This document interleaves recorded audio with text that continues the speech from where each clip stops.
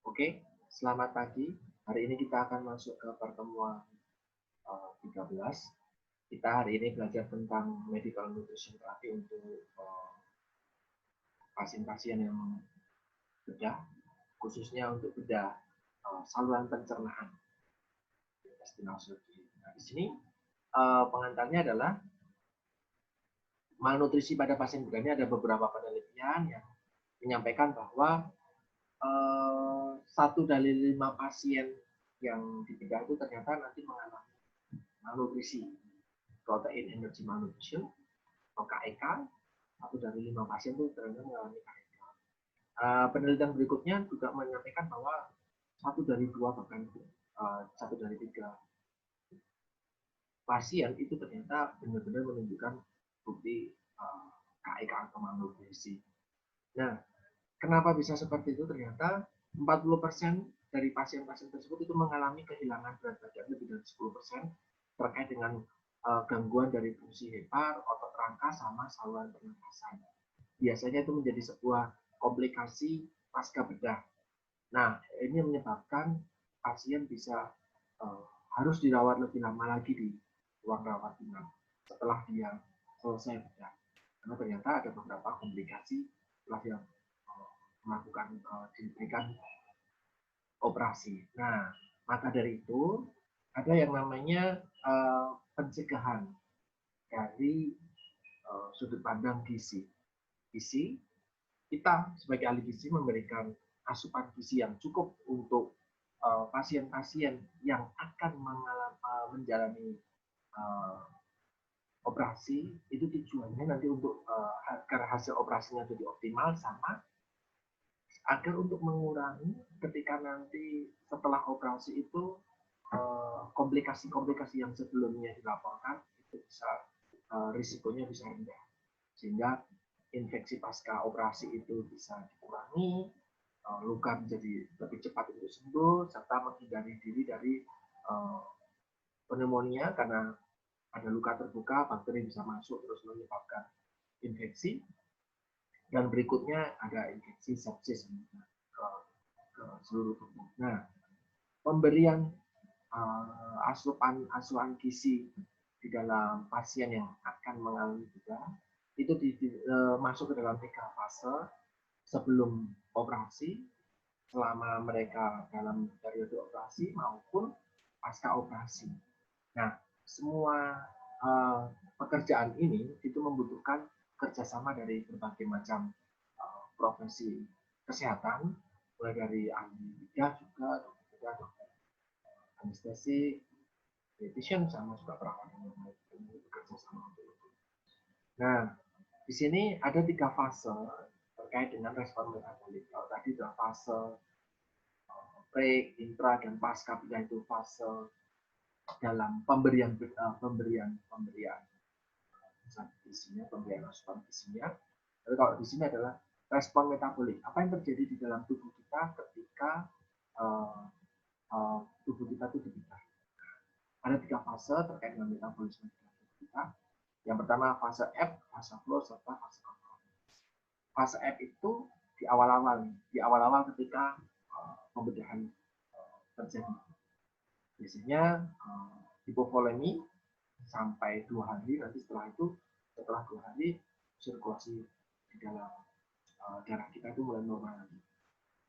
Berikutnya ada fase flow setelah fase F, di mana metabolisme tubuh mulai meningkat lagi, terus ekskresi nitrogen di urin itu mulai menambah, serta biasanya mulai kehilangan berat badan karena metabolisme rate-nya naik, tapi asupan dalam beberapa hari terakhir itu masih sangat tinggi. Setelah itu ada fase convalescence, di mana kehilangan berat badan yang terjadi ketika fase flow itu akan tergantikan lagi. Jadi mulai ada pemberian zat gizi lagi yang untuk mengembalikan kehilangan berat badan selama akut ketika di operasi. Nah, ini alurnya. Di sini hari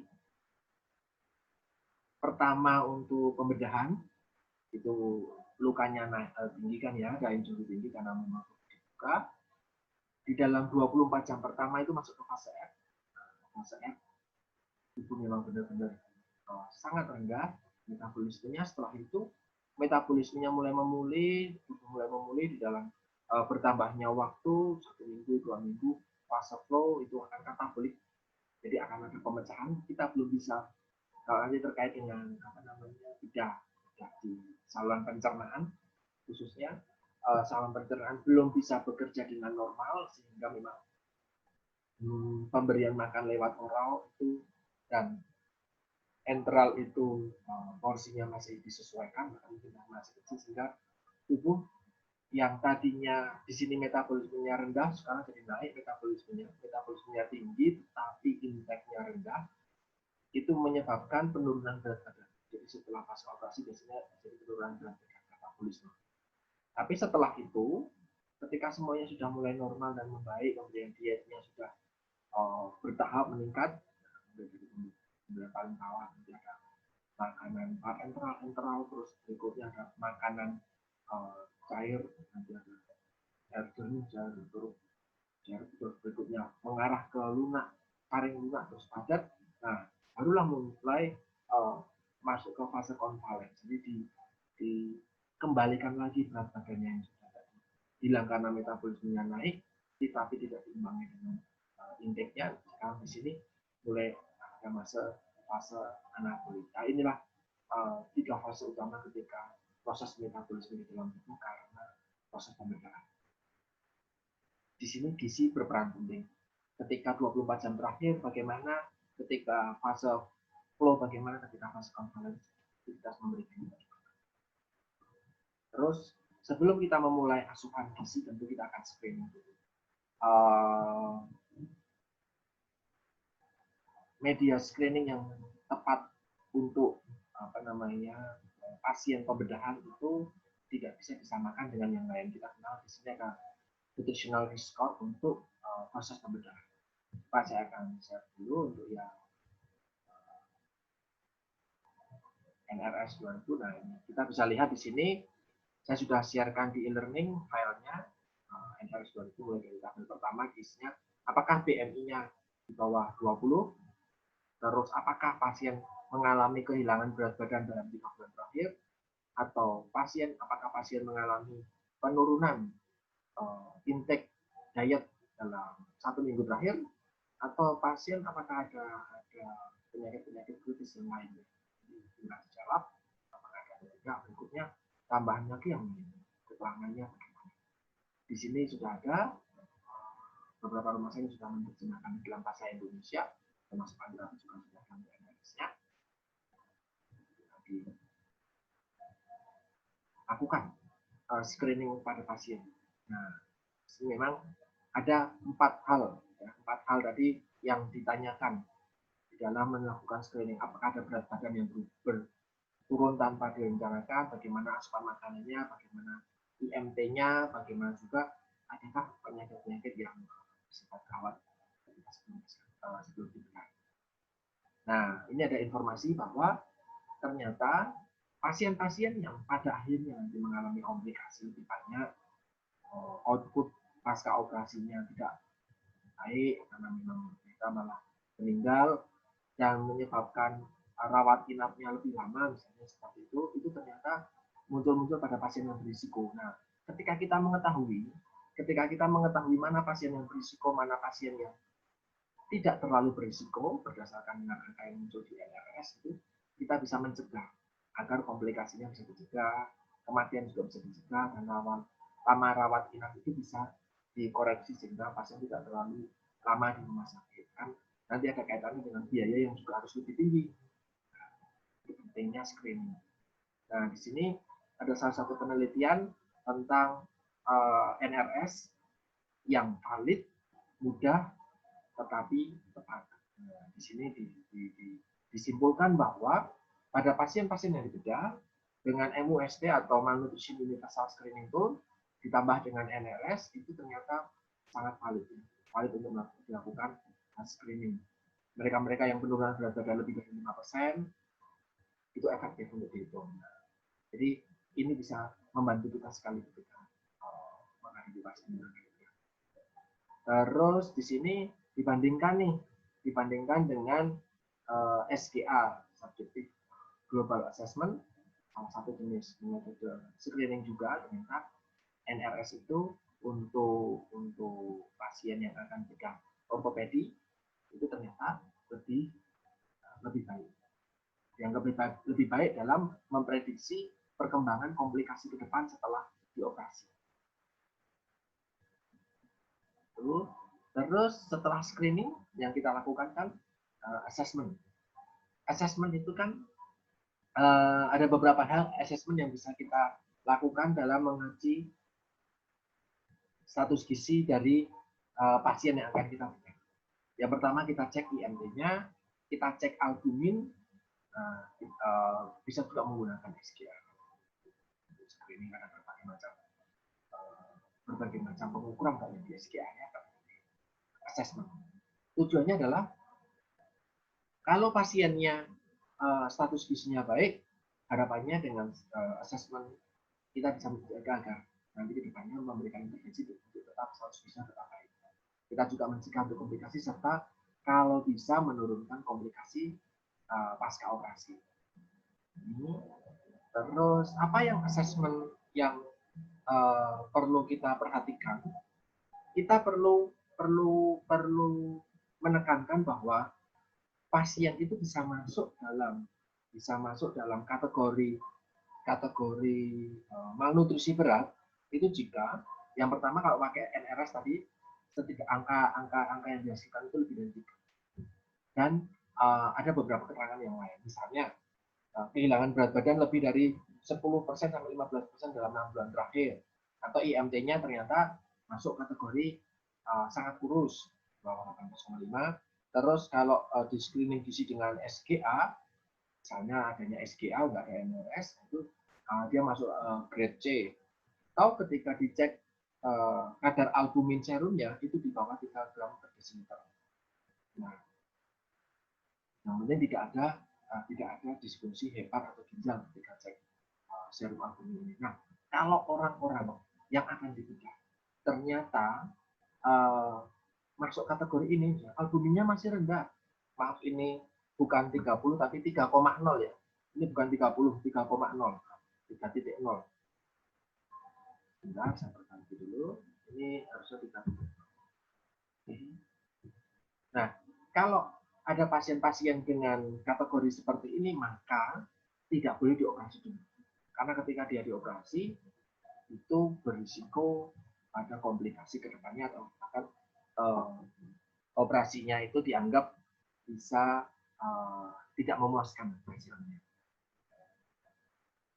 Nah, dengan asupan makan yang memadai merupakan prioritas untuk mengurangi kehilangan zat gizi dan memperbaiki jaringan dalam proses penyembuhan selama nanti ada pembedahan. Nah, di sini ketika melakukan assessment, kita akan tanya ke berbagai macam hal. Kan? Assessment itu kan D, A, B, C, R. Nah, gitu ya. D untuk dietary historinya atau riwayat makanannya, itu kita tanya bagaimana dietary historinya, bagaimana perilaku makannya, pakai recall juga bisa, bagaimana asupan energi dalam sebelum masuk rumah sakit, terus bagaimana asupan makanan dan minumannya, sampai nanti ke menurut kita pengetahuan tentang perilaku makanan dia itu bagaimana. Itu kita tanyakan. Tentu kita sudah paham ya dengan ini. Berikutnya antropometri, biasanya kita cek BBTB, IMT, lila, sama kalau adanya perubahan berat badan. Ini pre-op, sebelum dioperasi. Berikutnya ada beberapa data biokimia, ini nanti ada kaitannya dengan protein di tubuh. Intinya di protein di tubuh. Mulai dari total protein, albumin, cek darah rutin atau elektrolit. Terus nanti kalau ada physical fitness, apakah ada visi khusus. Dan riwayat makanan, riwayat pasien, bagaimana status ekonomi, bagaimana status kesehatan sebelum dia dirawat di rumah sakit itu bagaimana. Ya relatif kita sudah menjalani semuanya dengan berbagai macam tindakan asuhan gizi untuk berbagai macam pasien itu relatif sama, kecuali di bagian biokimia ini lebih fokus di protein, karena nanti salah satu syarat utamanya adalah albumin harus di atas 3, kalau di bawah 3 nanti tunda dulu. Nah, terkait dengan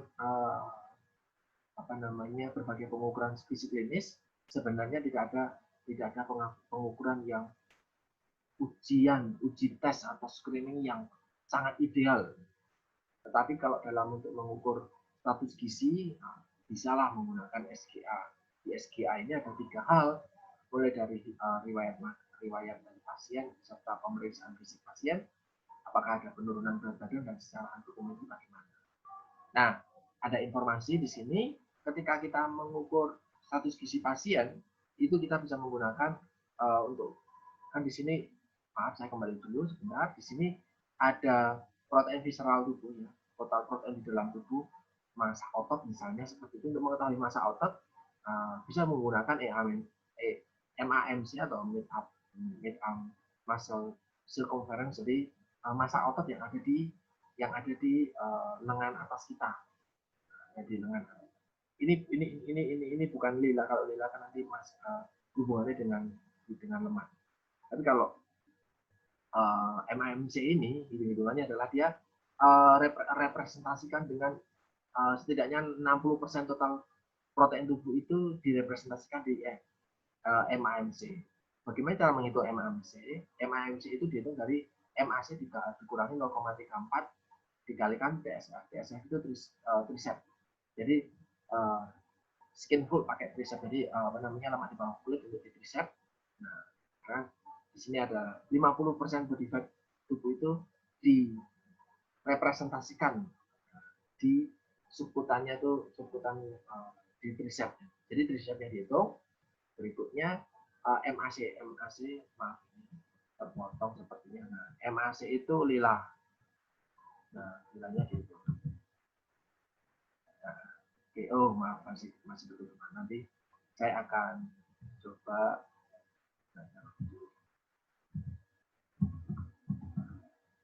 DSM.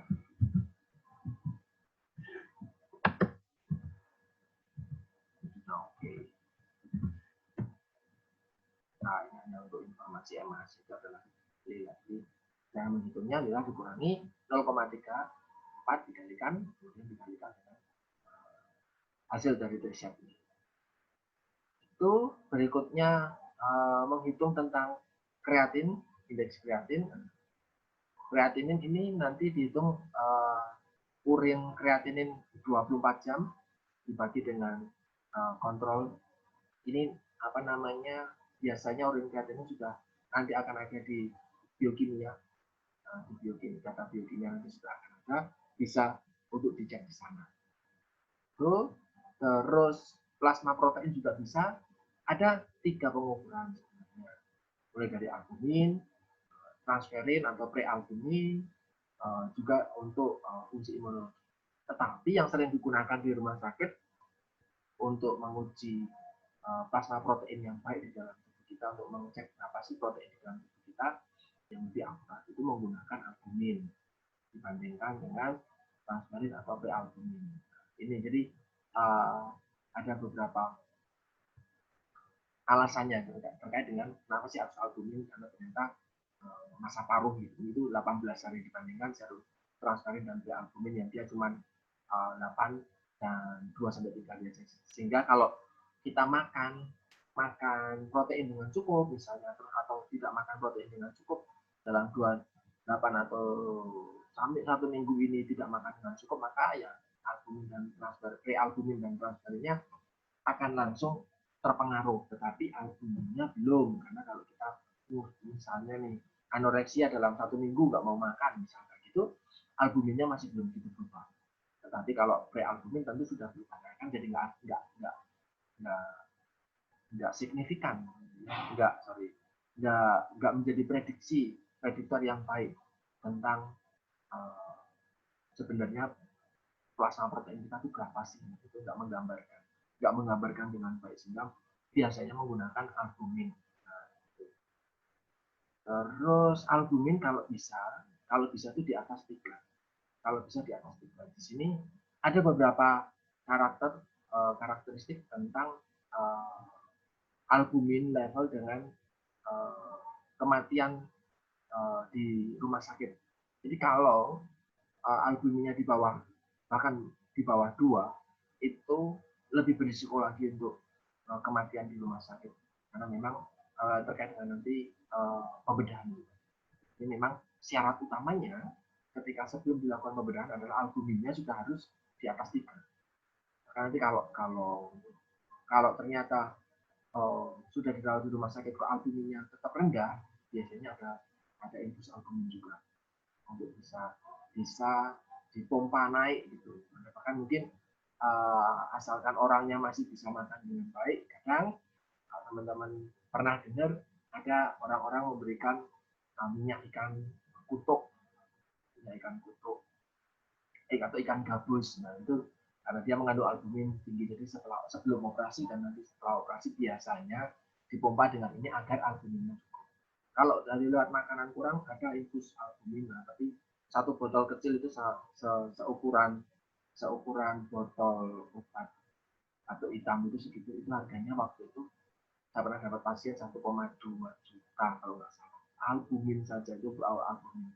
Jadi tinggal diinfuskan, nanti albuminnya memang akan naik. Tapi kalau memang serum di albumin di dalam tubuhnya memang rendah terus dan katabolismenya tinggi, ya butuh berkali-kali infus itu tadi agar serum albuminnya tetap di atas tubuh.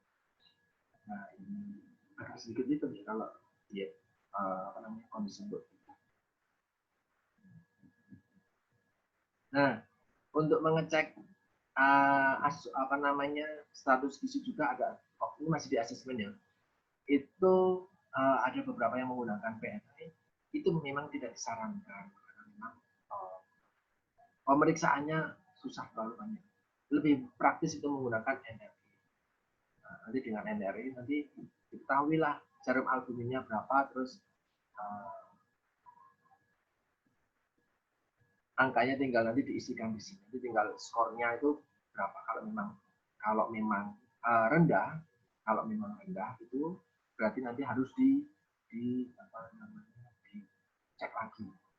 dicek lagi dan tidak boleh dioperasi dulu. Nanti tunggu sampai dia serum albuminnya baik. Nah, maka kalau serum albuminnya di sini sudah sampai 3, sudah di atas 3, maka NRI skornya nanti akan masuk ke range yang bagus.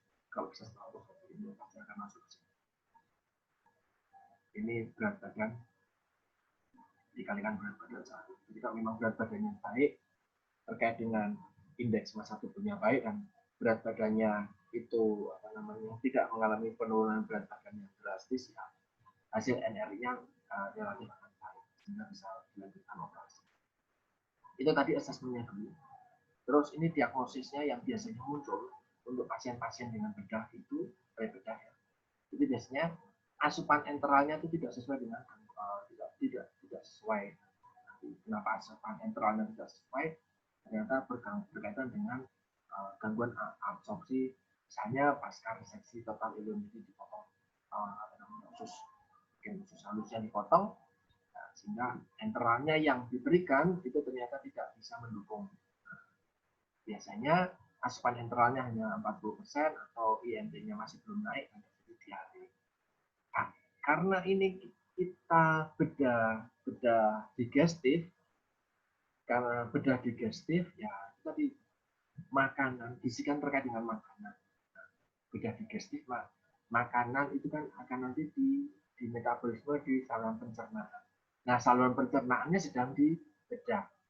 Ada yang dipotong sedikit, ada yang dipotong total, ada yang nanti akan mengalami berbagai macam hal, nanti kita bicara soal itu juga.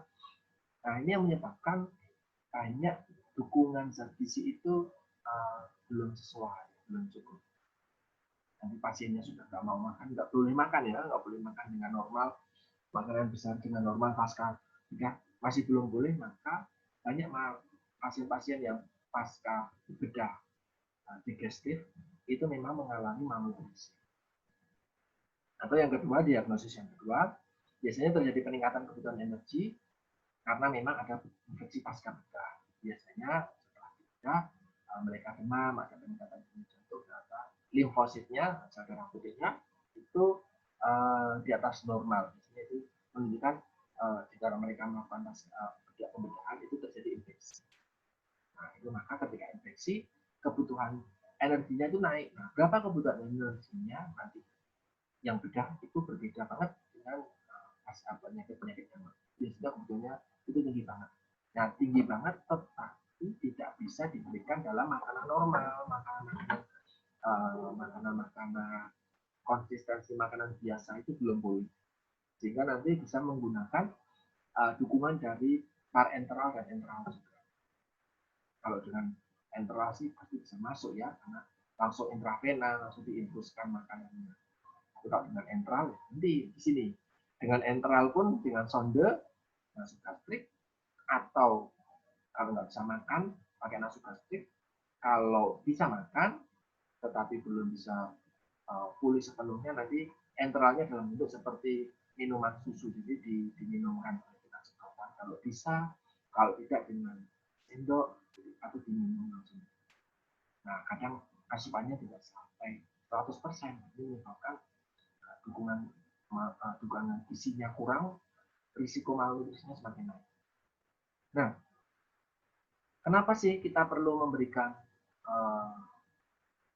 asupan gizi sebelum dibedah? Ini tadi sudah sempat disampaikan, kehilangan berat badan yang lebih dari 10-15%, BMI, SGAC, terus albumnya di bawah 3 itu perlu dukungan gizi dengan baik, karena ketika dukungan gizi tidak diberikan dengan baik, prospektif ke depannya atau prognosis ke depannya itu untuk pasien yang dibedah itu tidak baik juga.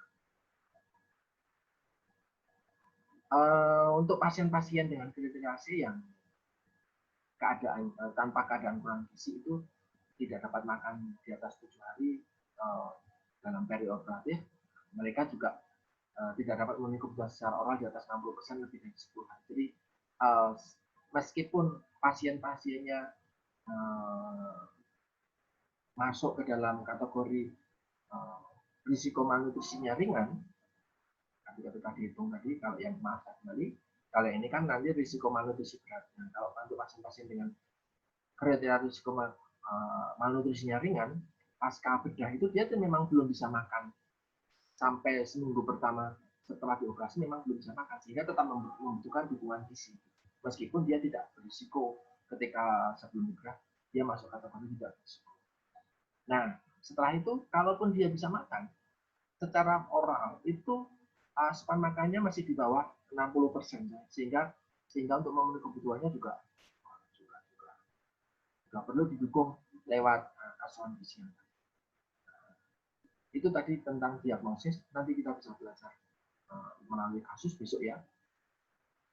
Terus bagaimana intervensinya? Nah, intervensinya itu memang masih diperdebatkan. Kapan sih sebenarnya kita memberikan makan? Karena kalau diberikan makannya terburu-buru, saluran pencernaannya belum siap. Tapi kalau begitu nunggu lama, nanti katabolismenya semakin kuat hingga malnutrisinya naik. Jadi kan karena dia kan nggak dapat makanan, tetapi metabolismenya mulai naik, mulai ada penyembuhan diri, penyembuhan luka, darah yang tadi banyak hilang mulai dapat masuk lagi, albumnya harus naik lagi, jadi metabolismenya tinggi.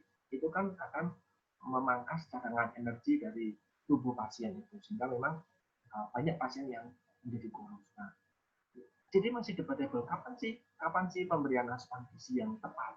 Nah, kita bahas di sini.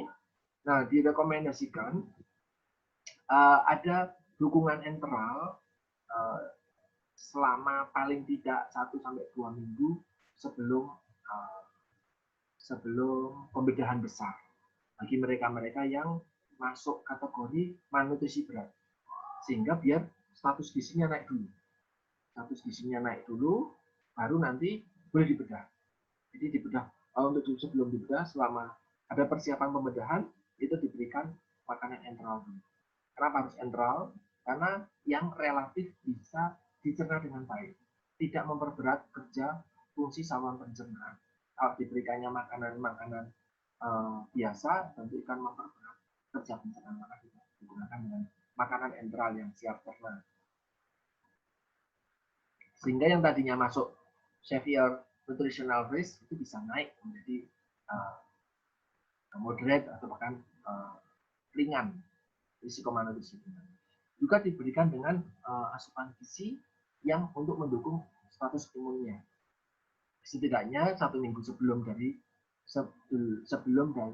pembedahan, khususnya misalnya terkait dengan pasien-pasien kanker, memang ada pembedahan, misalnya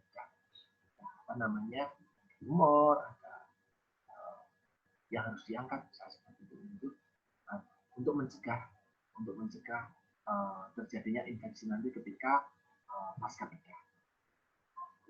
Nah, ini rute pemberian makanannya. Pertama, untuk semua pembedahan abdominal, pembedahan yang besar, itu dilakukan screening gizi menggunakan NRS secara rutin.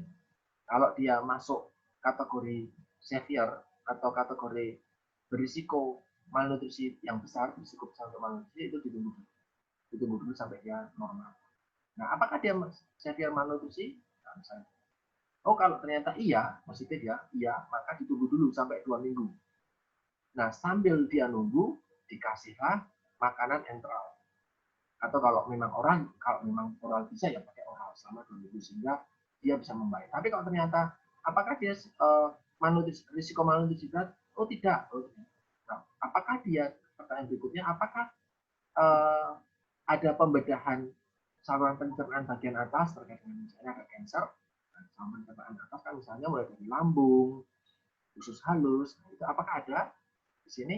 Oh ternyata kalau iya, maka diberikan dulu seminggu sebelum operasi itu ada imunonutrisi. Nah, diberikan makanan-makanan yang untuk mendukung status gizi.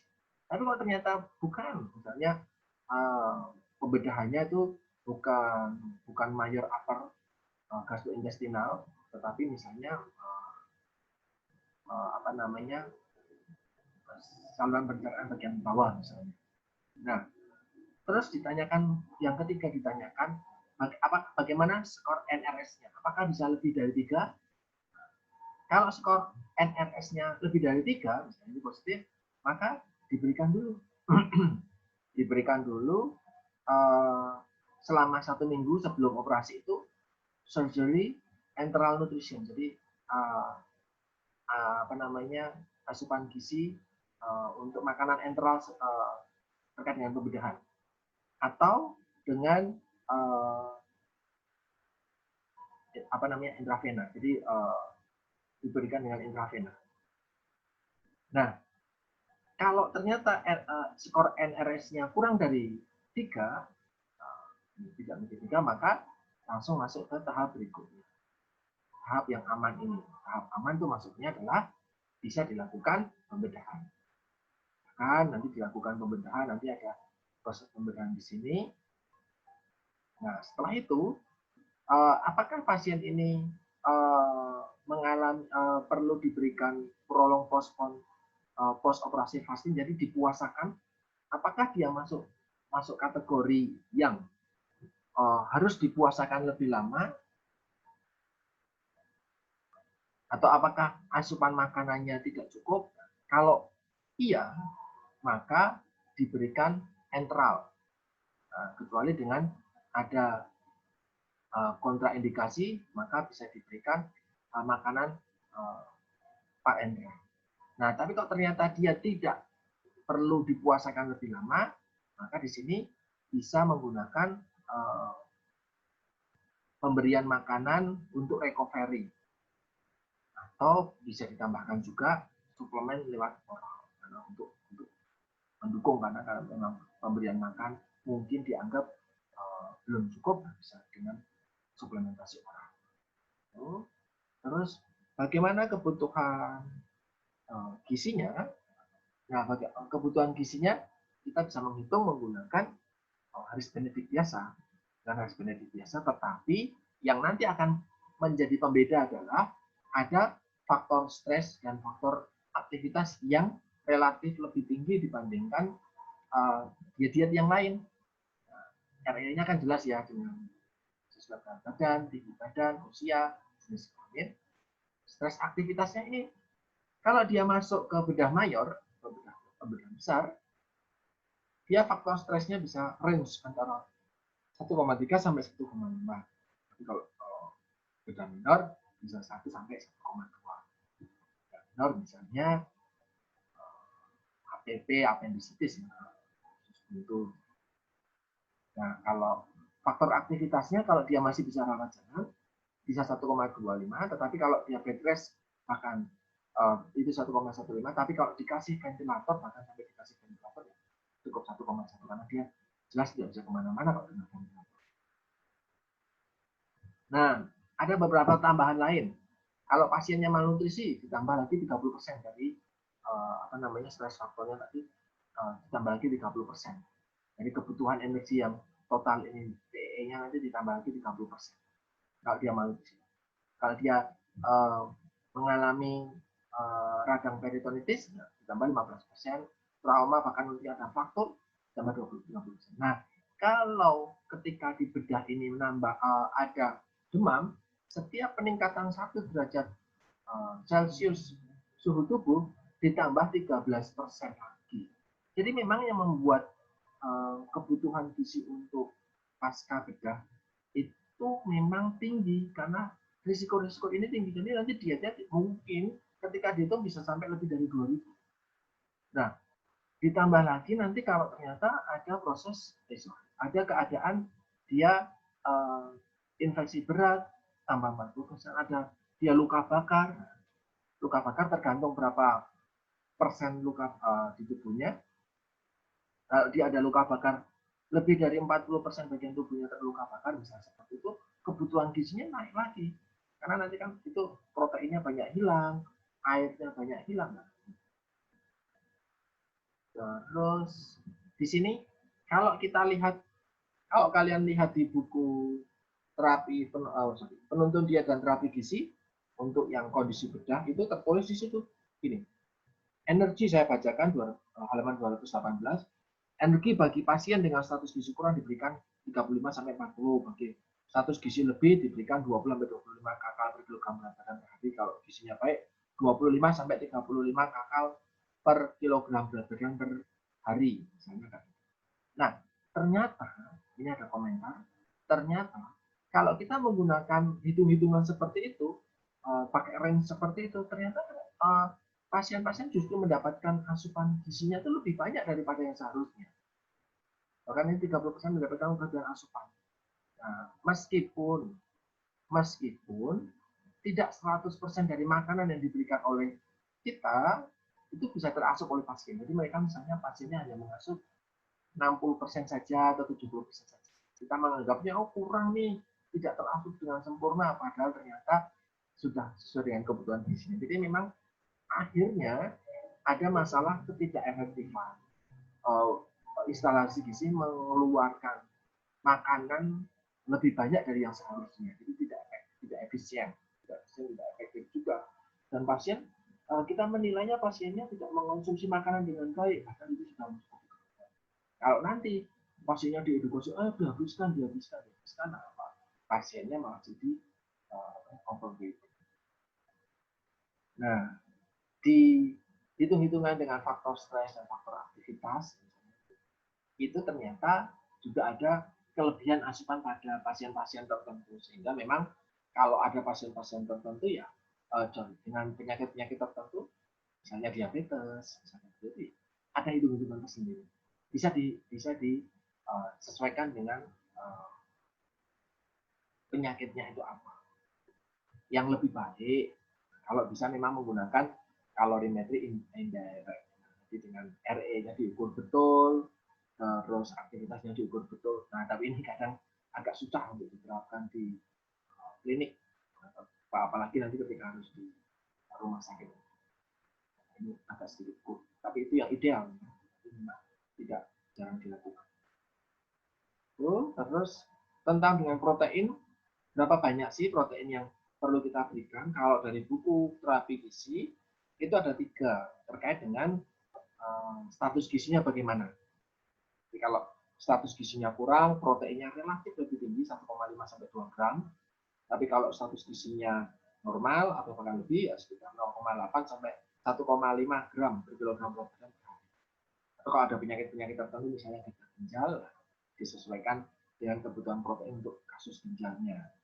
Nah, itu kalau di buku terapi gizi. Tapi kalau di literatur yang didapatkan, di sini tertulis bahwa tergantung kita mau ngitung berdasarkan apa. Boleh berdasarkan rasio kalori per nitrogen, boleh berdasarkan tingkat stres dan berat badan dari pasien itu, atau berdasarkan keseimbangan nitrogen. Kita cek yang pertama dulu, normal rasionya itu 150 kalori itu 1 gram nitrogen. 1 gram nitrogen itu 6,25 gram protein. Jadi setiap 150 kalori yang kita berikan kepada pasien dalam bentuk makanan itu similar dengan 1 gram. 1 gram nitrogen atau 6,25 gram protein. Nah, tapi bagi kondisi-kondisi kritikal seperti pasien bedah ini, 85 sampai 100 kalori di setiap makanan kita berikan itu kontennya 1 gram. Artinya apa? Nanti misalnya nanti 2000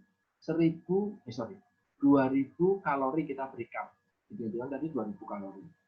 Maka nanti porsi proteinnya untuk kondisi yang critical ill ini akan lebih banyak. Karena memang perbandingannya kalau 100 kalori itu 1 gram, tapi kalau untuk orang-orang sehat atau orang normal itu setiap 160 kalori 1 gram protein. Jadi untuk kondisi bedah lebih butuh banyak protein. Jika tinggal hitung proteinnya berapa.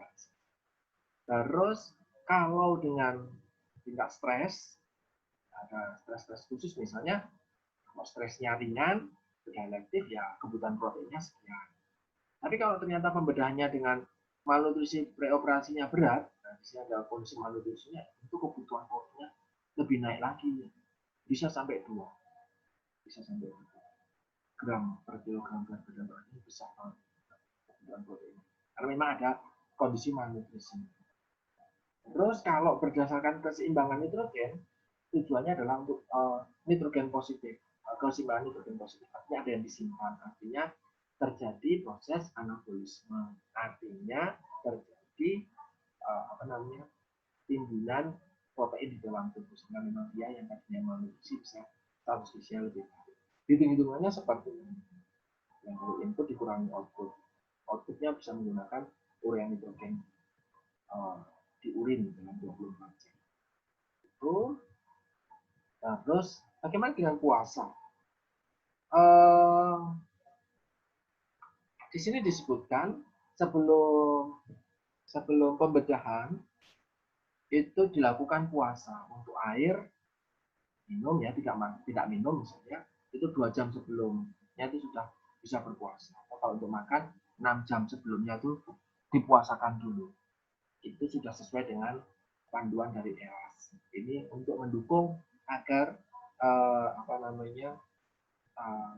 manajemen pasca bedahnya itu bisa lebih baik.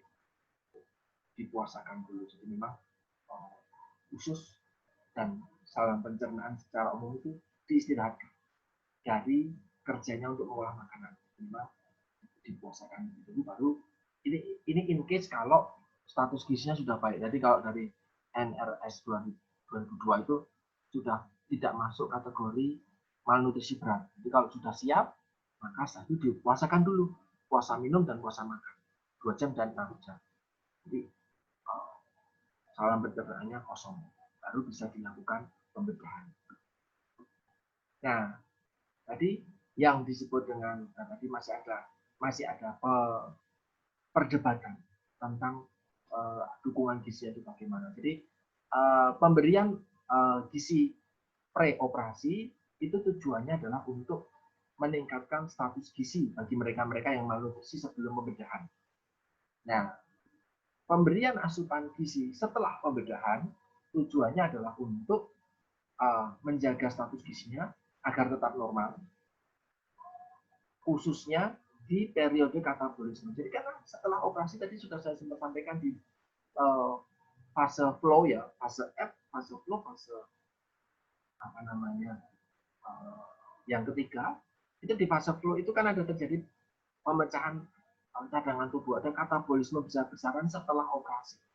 Nah, pemberian makanan pasca operasi itu ditujukan untuk menjaga status gizinya agar di periode flow itu status gizinya tetap baik, tidak terjadi malnutrisi.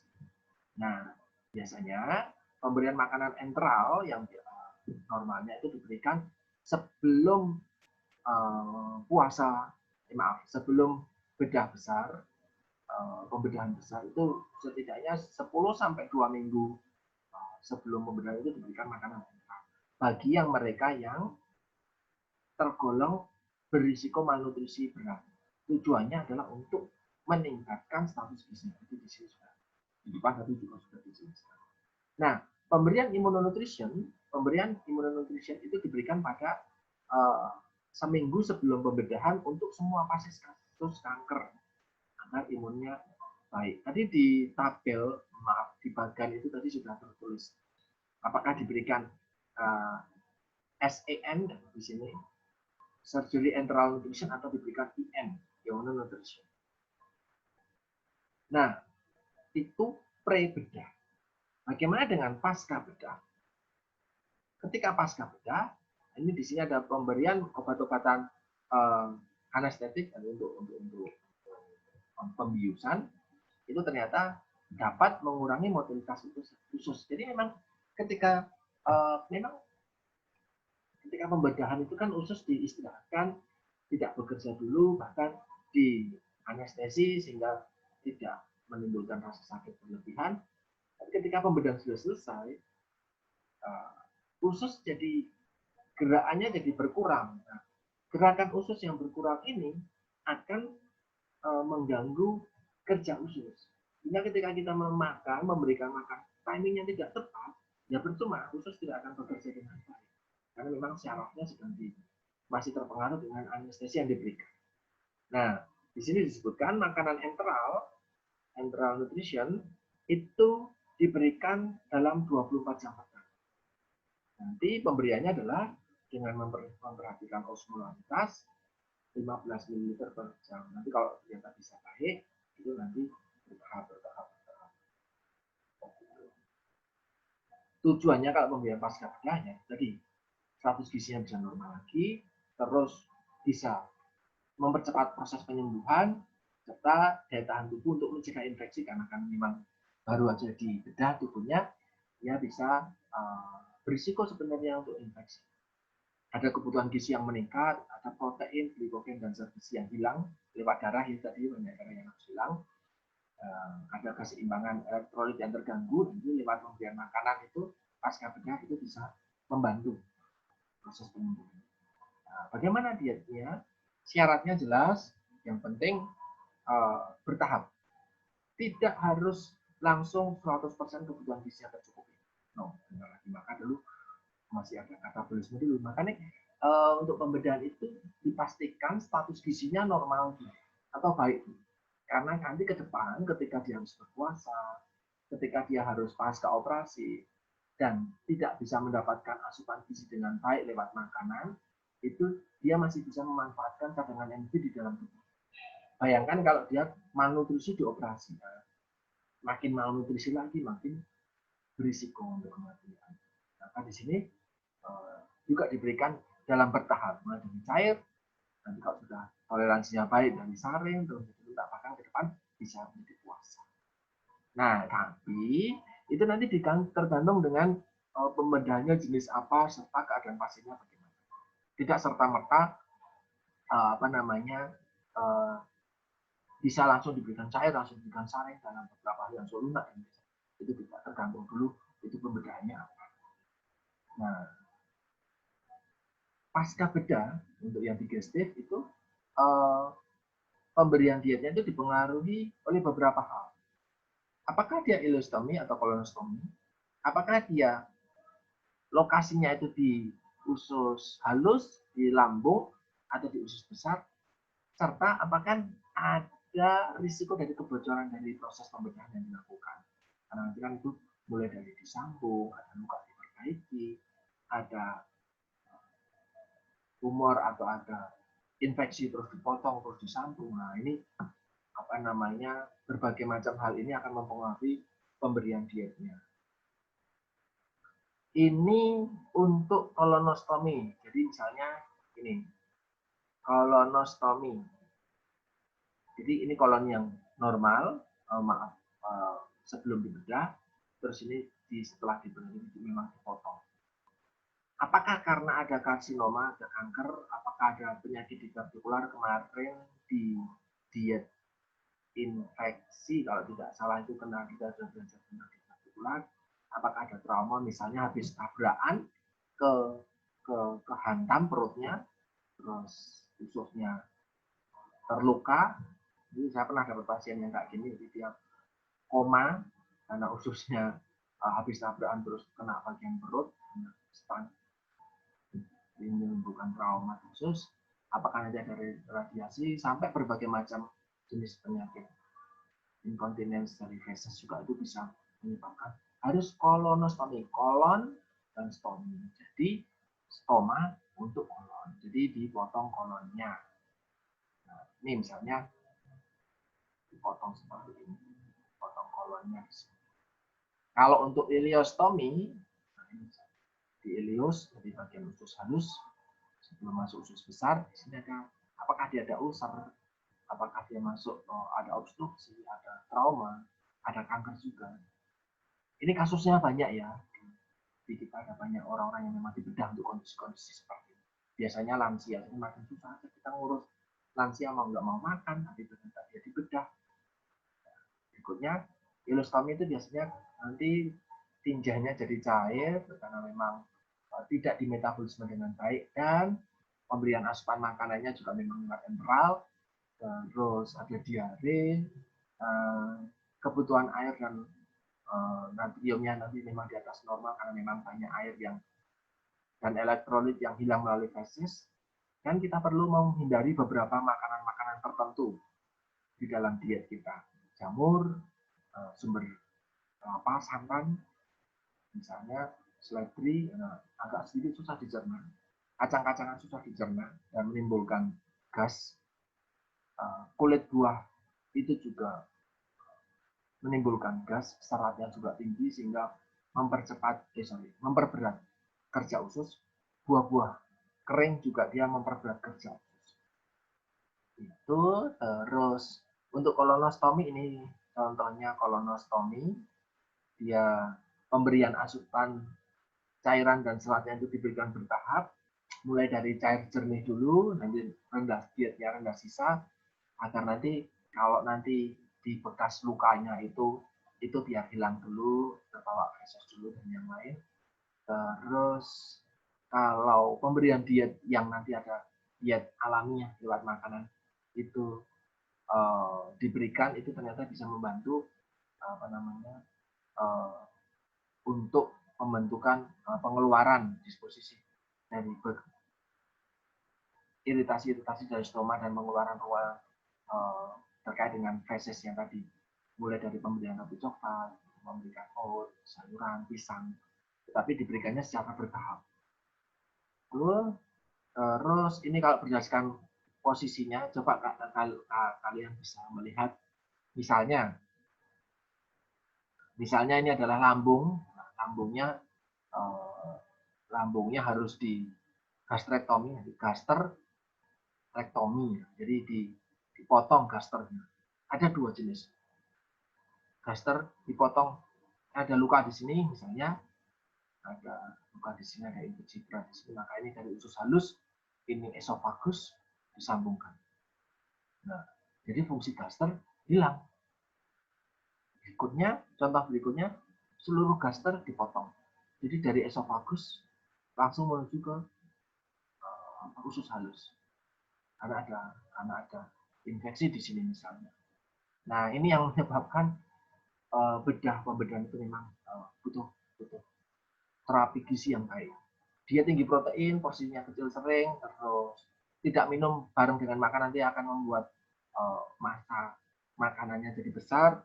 Terus kalau bisa memang bebas laktos karena nanti malah menyebabkan diare, dan adanya defisiensi B12 karena faktor intrinsik yang ada di dalam lambung itu kan hilang karena lambungnya dihilangkan, lambungnya hilang. Kita memberikan suplementasi berbagai mikronutrien dan vitamin B12. Kalau jejunum yang dipotong, khusus halus bagian jejunum yang dipotong, ini masih lebih baik bila ileumnya utuh.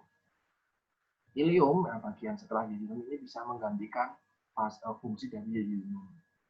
Nah, bisa 100 cm, 1 meter pertama itu normalnya pencernaan dan penyerapan makanan itu kan di 1 meter usus yang pertama. Tapi kalau ususnya dipotong, maka ya jadi ada gangguan dari penyerapan dan pencernaan makanan.